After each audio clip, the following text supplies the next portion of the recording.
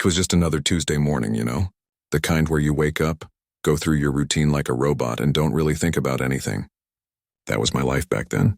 I was 32 years old, working as an architect, and honestly, I was just existing. Not living, just existing. My divorce had been finalized 6 months before that day. 6 months of telling myself I was fine, that I was healing, that I was moving forward. But the truth? I was stuck. Completely stuck in this loop of wake up, work, sleep, repeat. I'd stopped feeling things, you know what I mean? It was easier that way. Safer. I'd found this little cafe downtown where I could work on my laptop.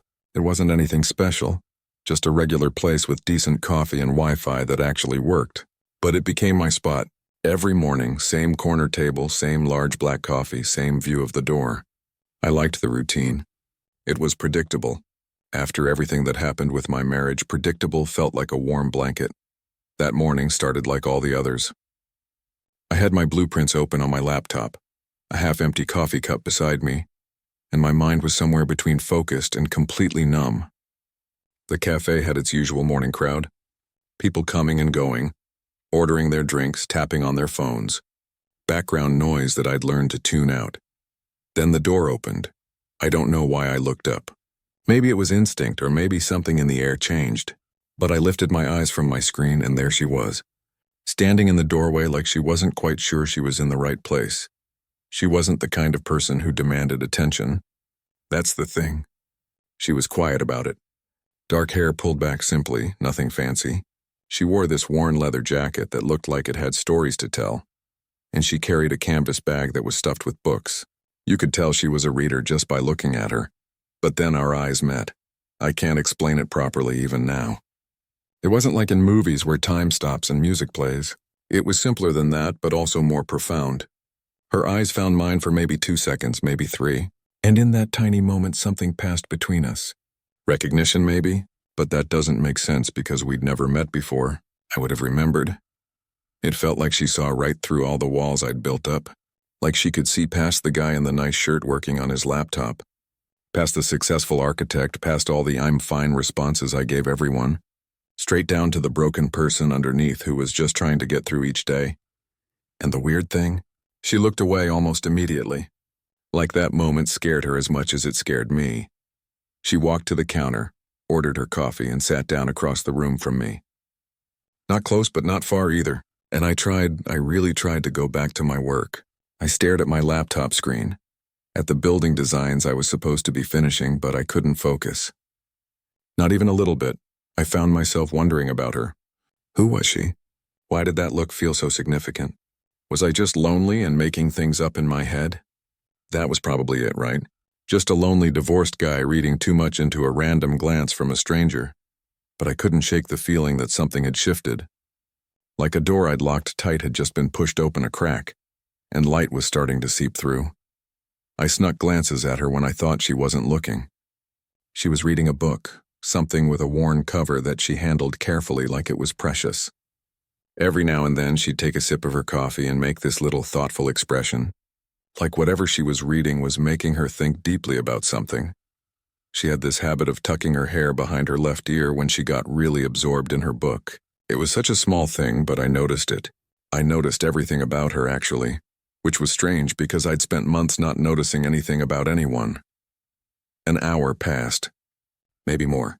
I got absolutely no work done, zero. My boss would have killed me if he knew I was sitting there, staring at my laptop but actually watching a stranger read her book across a cafe. When she got up to leave, I felt this weird panic in my chest, like if she walked out that door, something important would be lost, which was ridiculous because we hadn't even spoken.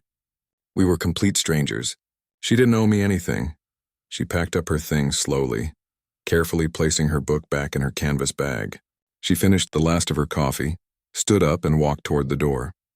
And just before she left, just for a second, she glanced back at me. This time I was ready. I looked right at her, and she gave me the smallest smile. Not a big friendly smile, just a tiny acknowledgement that yes, she'd noticed me too, that yes, something had happened between us, even if neither of us could name it. Then she was gone. I sat there for another 20 minutes, my coffee cold, my work forgotten, trying to understand what had just happened. Was I losing my mind? Had my divorce broken something in my brain that made me attach meaning to meaningless things? That was possible. Therapy had taught me that trauma can make you do weird things, but deep down I knew this was different. That look, those few seconds where our eyes met, had cracked something open inside me that I'd thought was permanently sealed. For months I'd felt nothing. No joy, no sadness, no hope, no fear. Just numbness. Safe, protective numbness, but now I felt something. I felt curious. I felt alive, and that terrified me more than anything. I closed my laptop and left the cafe that day with my heart beating just a little faster than normal. I told myself I'd probably never see her again. The city was big, and people came and went from cafes all the time. It was a one-time thing, a random encounter that I'd remember for a few days and then forget. I was wrong, of course, but I didn't know that yet. What I did know was that for the first time in 6 months, I felt something, and even though it scared me, even though I wanted to retreat back into my safe, numb routine, a small part of me hoped I'd see her again. Just one more time. Just to see if that feeling was real. The next morning I told myself I wasn't going to the cafe. I had work to do and I could do it from home just as easily. There was no reason to go back to that specific place at that specific time. No reason at all. But at 8:30 I found myself walking through that cafe door anyway. I ordered my usual coffee and went to my corner table, pretending I wasn't watching the door. Pretending I wasn't hoping. I opened my laptop and actually tried to work this time. I had a deadline coming up for a new office building design, and I'd been procrastinating for weeks. Time to be professional and get things done. 20 minutes passed. Then 30. I started to feel foolish. Of course she wasn't coming back. Why would she? People don't have routines that predictable. I was being ridiculous, sitting there like some character in a romantic movie waiting for fate to bring someone back into my life. Then, at 9:15 the door opened, and there she was. She paused in the doorway, just like the day before, and her eyes swept across the cafe. When she saw me, something flickered across her face. Surprise, maybe? Or recognition? I couldn't tell. But she didn't look away this time. She held my gaze for a moment, then walked to the counter to order. My heart was pounding. Absolutely pounding. Like I was 16 years old again instead of a grown man with a failed marriage and a career. What was wrong with me? She got her coffee and looked around for a place to sit. The cafe was busier today, more crowded. There were fewer empty tables. She stood there for a moment, seeming uncertain, and then she walked toward my side of the room, but she didn't sit near me. She found a table 2 spots away from mine. Close enough that I could see her, but far enough that we weren't sharing space. It felt intentional. Like she was acknowledging whatever this weird connection was, but also respecting boundaries. I tried to focus on my work. I really did, but I was so aware of her presence. I could hear the soft sound of pages turning as she read her book. I could sense when she took sips of her coffee, and a few times when I dared to glance up, I caught her looking in my direction. This became our pattern. Over the next 2 weeks, she showed up at the cafe almost every morning around the same time I did. We never spoke, not a single word. But there was this understanding between us, this silent acknowledgement of each other's presence. I learned things about her through observation. Small things. She always drank her coffee black, no sugar, no cream. She read fiction mostly. Always books with worn covers, like she'd either read them multiple times or bought them used. She wrote notes in the margins of her books, which I found fascinating. Who still did that? She wore simple clothes, nothing flashy. Jeans and comfortable shirts. That same leather jacket when it was cool outside. She didn't wear much jewelry, just a simple silver ring on her right hand. And she had this way of getting completely absorbed in whatever she was reading, like the world around her disappeared. I started arriving earlier each day to make sure I was there before her. I didn't think too hard about why I was doing this. If I examined it too closely, I'd have to admit that I was developing feelings for someone I'd never even spoken to, which seemed insane. But the truth was, those mornings became the best part of my day. Just sitting in the same room as her, doing our own separate things but somehow doing them together. It was comfortable in a way I hadn't felt comfortable in years. Then came the rainy afternoon that changed everything. I was at the cafe later than usual. I'd had a frustrating morning meeting with a difficult client and needed to decompress before heading home. The place was packed because of the rain. Every table was full, People were sharing seats and there was barely standing room. The door opened and she walked in, shaking rain from her jacket. She looked around for an empty spot and found nothing. I saw disappointment cross her face. She was about to leave, I didn't think. I just acted. I caught her eye and gestured to the empty chair at my small table. For a moment she hesitated and I thought she might refuse. But then she smiled just slightly and walked over. "Thank you," she said, and her voice surprised me. It was soft, with an accent I couldn't quite place, something warm and musical. "No problem," I managed to say, and suddenly I felt like I couldn't breathe properly. She sat down across from me, pulled out her book, and we sat in silence. But it wasn't awkward silence. It was the kind of comfortable quiet you usually only have with people you've known for years. We were strangers sharing a table during a rainstorm, and yet it felt like the most natural thing in the world. An hour passed. The rain kept falling. We didn't talk, but everything had changed. She was right there, close enough that I could see the title of her book. Close enough that our elbows almost touched when we both reached for our coffee cups at the same time. When the rain finally stopped and she started packing up her things, I knew I had to say something, anything. I couldn't let her walk away without at least knowing her name. "I'm here most mornings," I said, and immediately felt stupid. She knew that. She'd seen me here for weeks, but she looked at me with those dark eyes and smiled. A real smile this time, one that reached her eyes and made something warm spread through my chest. "I know," she said. "So am I." Then she held out her hand. "I'm Elena." I shook her hand and it was warm and small in mine. "I'm David." "David," she repeated like she was testing how my name sounded.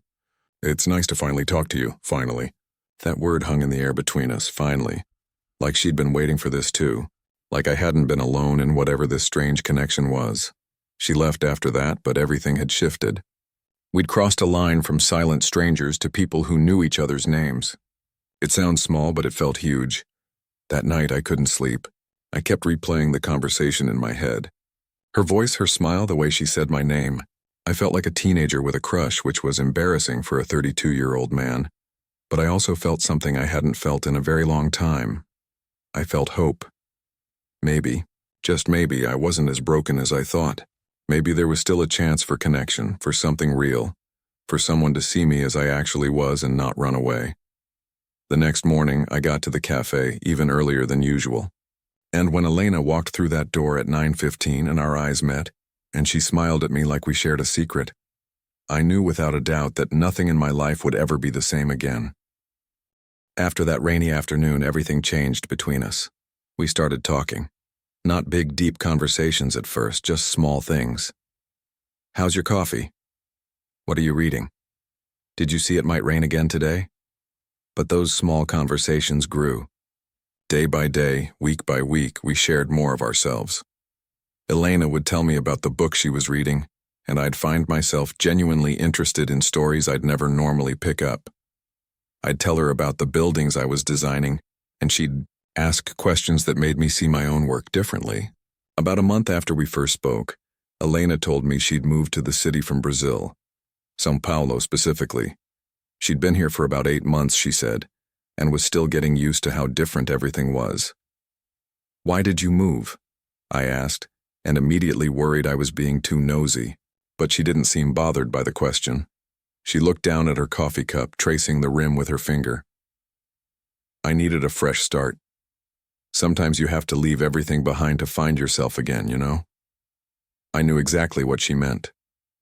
That's what I'd been trying to do after my divorce. Except I hadn't moved cities, I just moved into a smaller apartment and pretended that was enough of a change. "What about you?" she asked. "Have you always lived here?" I told her about my divorce. Not everything. Not all the painful details. But I told her that my marriage had ended, that it had been difficult, and that I'd spent the last several months trying to figure out who I was without another person defining me. "That must be hard," she said, and there was understanding in her eyes. Not pity, understanding. There's a big difference. "It was," I admitted. "It still is sometimes, but it's getting easier." "Things do get easier," she said softly. "Not quickly, but they do." The way she said it made me think she was speaking from experience, like she'd been through her own kind of pain and come out the other side. Or maybe she was still in the middle of it, just like me. Our cafe meetings became the highlight of my days. We'd arrive around the same time, get our coffee, and sit together. Sometimes we'd talk for hours. Sometimes we'd sit in comfortable silence, her reading, me working, but together. Elena told me she worked as a translator during the day. She spoke Portuguese, English, and Spanish fluently, and she translated documents for businesses and legal firms. But her real passion was writing. "I'm trying to write a novel," she admitted one morning, looking embarrassed. "It's probably terrible, but I'm trying." "What's it about?" I asked. She smiled. "A woman who moves to a new country and learns to find her voice again." "I know, very original, right?" "I think it sounds beautiful," I said, and I meant it. She looked at me for a long moment, like she was trying to decide if I was being sincere. Then her smile widened. "Thank you for saying that." We started spending time together outside the cafe too. It happened gradually, naturally. One day after coffee, we walked through the park together. Then we grabbed lunch, then dinner. Before I knew it, Elena had become a real part of my life. She introduced me to Brazilian music, playing songs on her phone and translating the lyrics for me. The music was beautiful, rhythmic and emotional in ways that English songs often weren't. She told me about her childhood in São Paulo, about her family, about the beaches and the food and the chaos of a city that never sleeps. I showed her around, our city, taking her to places most tourists never see, hidden architectural gems, buildings with history and character. I'd walk her past a seemingly ordinary building and tell her about the design elements that made it special, and she'd look at it with new eyes. "You really love this, don't you?" she said one evening as we stood outside an old Art Deco building downtown. "Architecture, I mean." "I do," I said, surprised by my own answer. I forgot how much I loved it for a while, but yeah, I really do. She smiled at me.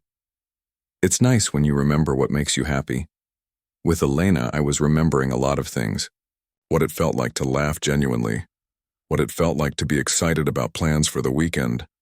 What it felt like to want to share things with someone, not because you had to, but because you wanted to. But I also noticed that Elena kept certain parts of herself hidden. She talked about her work, her writing, her life in Brazil, but she rarely mentioned her family in any detail.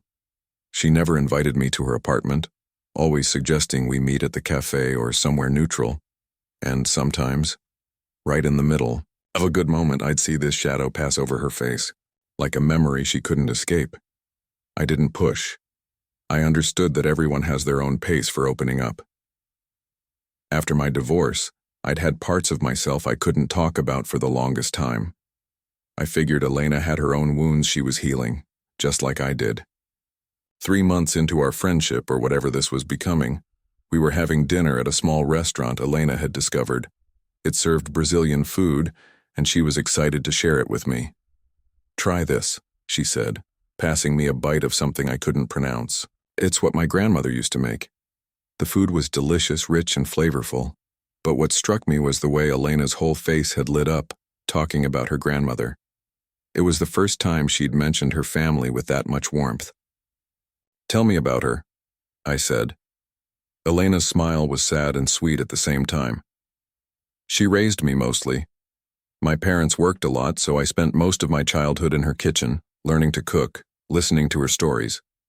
She taught me that food is love, that cooking for someone is one of the most intimate things you can do." "Is she still in São Paulo?" I asked. Elena's expression changed. That shadow I'd seen before came back. "She passed away 2 years ago. It's part of why I left Brazil. Everything there reminded me of her, and it was too painful." "I'm so sorry," I said, and reached across the table to take her hand. She looked down at our joined hands and squeezed mine gently. "Thank you. Some days are harder than others. But being here, starting new, it helps." That night, walking her home, Elena stopped suddenly on the sidewalk. We were standing under a streetlight, and the way it lit her face made her look vulnerable and strong at the same time. "David," she said, "I need to tell you something." My heart started racing. Whatever she was about to say, it felt important. The real reason I left Brazil wasn't just about my grandmother or needing a fresh start. I was in a relationship that wasn't healthy. He was controlling, and over time he isolated me from my friends and family. When my grandmother died, I realized that if I didn't leave, I'd lose myself completely. She looked up at me, her eyes shining with unshed tears. I came here to escape him, to find myself again. And I have been. Slowly. But I'm scared sometimes that I'm still too broken for anything new. I pulled her into a hug, feeling her trembling against me. "You're not broken," I said firmly. "You're healing. There's a big difference." She pulled back and looked at me. "So are you." "So am I agreed. We stood there under that streetlight, two healing people who'd found each other by accident, and I realized something important. Elena hadn't just changed my life by walking into that cafe. She'd reminded me that it was okay to be broken, okay to be healing, okay to let someone see you at your worst and still choose to stay. I was falling for her.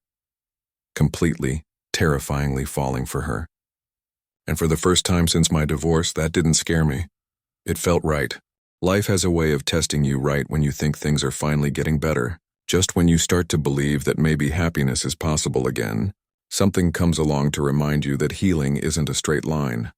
It was a Thursday morning, about 3.5 months after Elena and I had first spoken. I arrived at the cafe at my usual time, ordered my coffee, and settled into our table.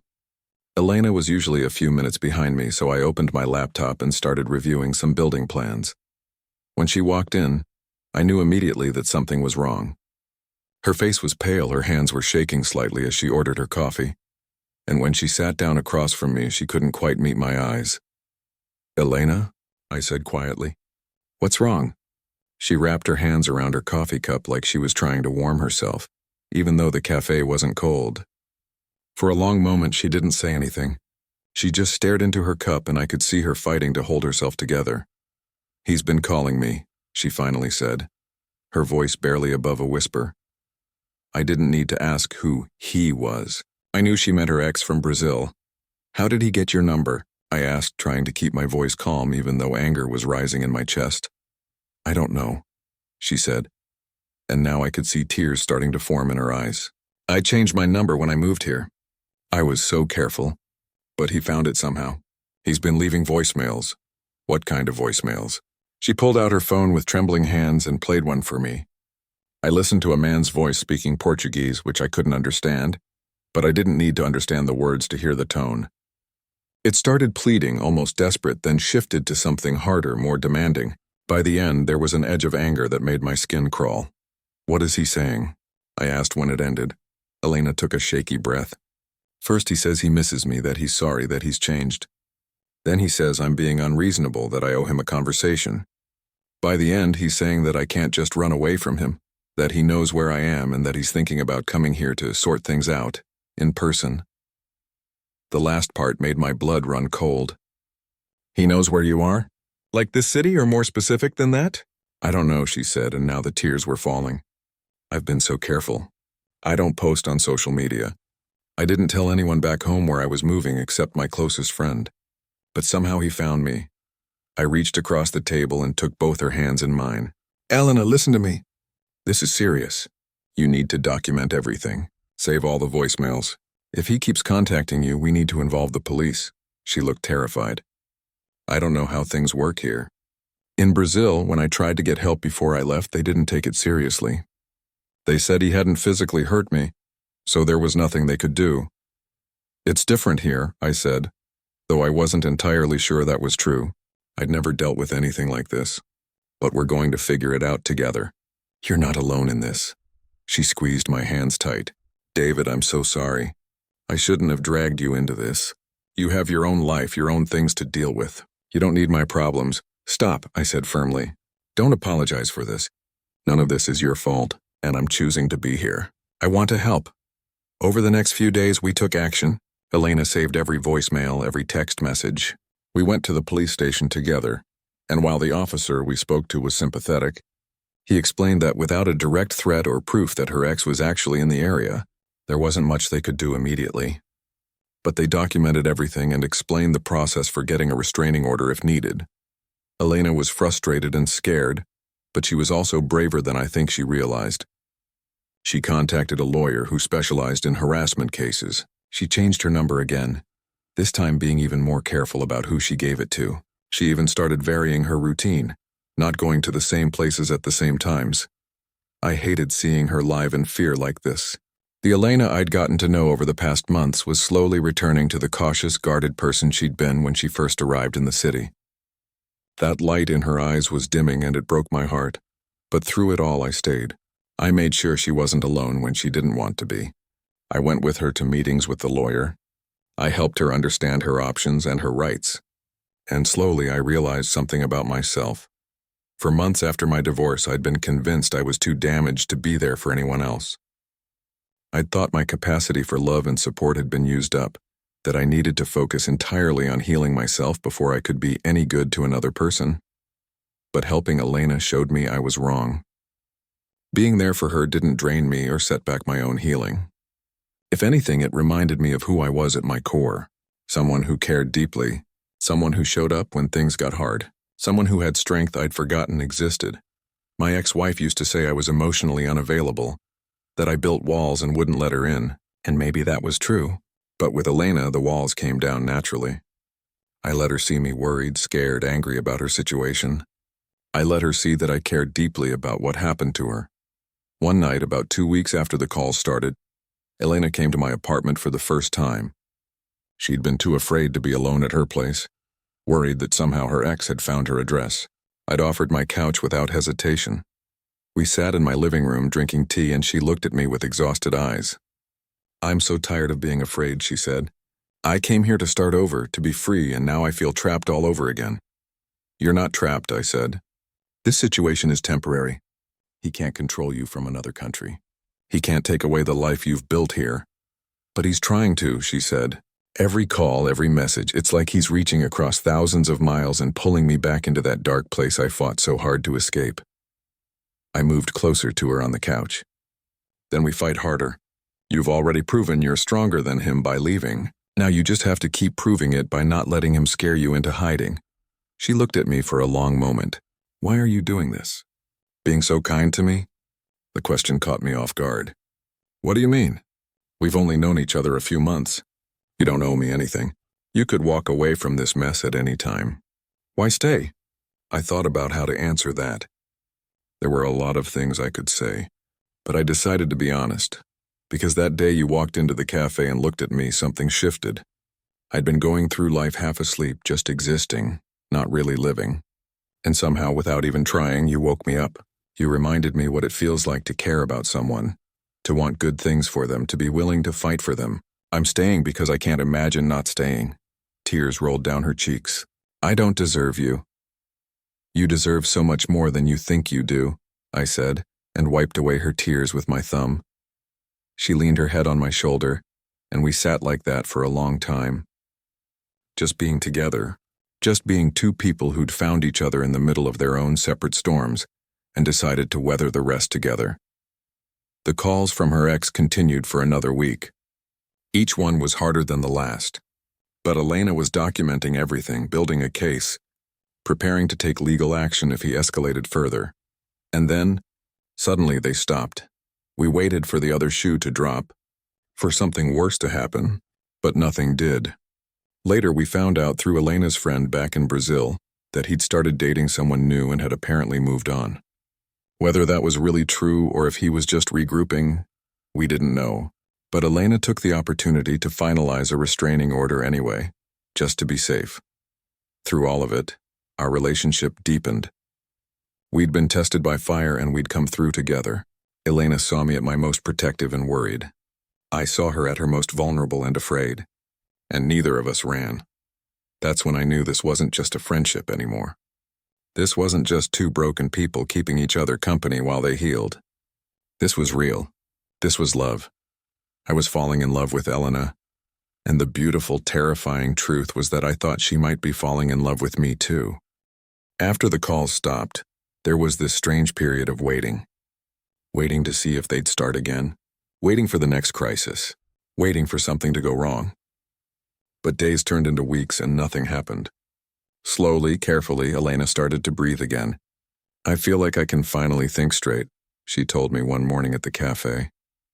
We were back to our regular routine, though now we sat at the same table instead of pretending we weren't together. For weeks I was in constant panic mode. Now I can actually focus on my life again. That's good, I said and meant it. What do you want to focus on? She stirred her coffee thoughtfully. My writing, for one. I kind of abandoned it during all the chaos, and I think I want to start therapy, real therapy, to process everything I went through in Brazil, to deal with the trauma properly instead of just running from it. I felt proud of her. That sounds like a really healthy choice. What about you? She asked. You've been so focused on helping me these past couple months. How are you doing? It was a fair question. I'd been so caught up in Elena's crisis that I hadn't really checked in with myself. But now, thinking about it, I realized something surprising. I'm doing better than I have in a long time, I said. These past few months with you, even with everything that happened, they've reminded me of who I am, who I want to be. And who's that? She asked softly. Someone who shows up. Someone who cares. Someone who isn't afraid of other people's messiness because we're all messy. Someone who's brave enough to let people in even when it's scary. Elena reached across the table and took my hand. I think you've always been that person. You just forgot for a while. Maybe she was right. Maybe the divorce hadn't broken me as much as I thought. Maybe it had just made me forget myself temporarily. I need to tell you something, Elena said, and there was nervousness in her voice. I've been thinking about this a lot, and I need to be honest with you. My heart started racing. Was she about to end things? Had I misread everything? I really care about you, David. More than I've cared about anyone in a very long time. But I'm scared. I'm scared that I'm not ready for a relationship. I'm scared that I'm still too damaged from what I went through. I'm scared that I'll hurt you or that I won't be able to give you what you need. I understood what she was saying, but I also knew something she maybe didn't. Elena, I said, I'm scared too. Terrified, actually. My marriage failed, and I spent months convinced it was because I was fundamentally broken somehow. But these past months with you have taught me something. We're all a little broken. We're all still healing from something. That doesn't mean we can't build something real together. But what if I'm not ready? She asked, and her eyes were full of fear. Then we take it slow, I said simply. We don't have to rush into anything. We don't have to define what this is right now. We just have to be honest with each other about what we're feeling and what we need. Can you do that? She nodded slowly. I can try. That's all I'm asking. And so that's what we did. We took it slow. Elena started therapy, and I could see how much it was helping her. She began to understand that the abuse she'd experienced wasn't her fault, that her ex's controlling behavior said everything about him and nothing about her worth. She also kept writing her novel. Sometimes she'd read me passages and they were beautiful, raw and honest in a way that took my breath away. Her words had power because they came from a place of real pain and real healing. I started making changes too. I'd been coasting in my job for months, just doing the bare minimum. But Elena inspired me to reconnect with my passion for architecture. I started designing buildings that were more open, more full of light, buildings that reflected possibility rather than walls.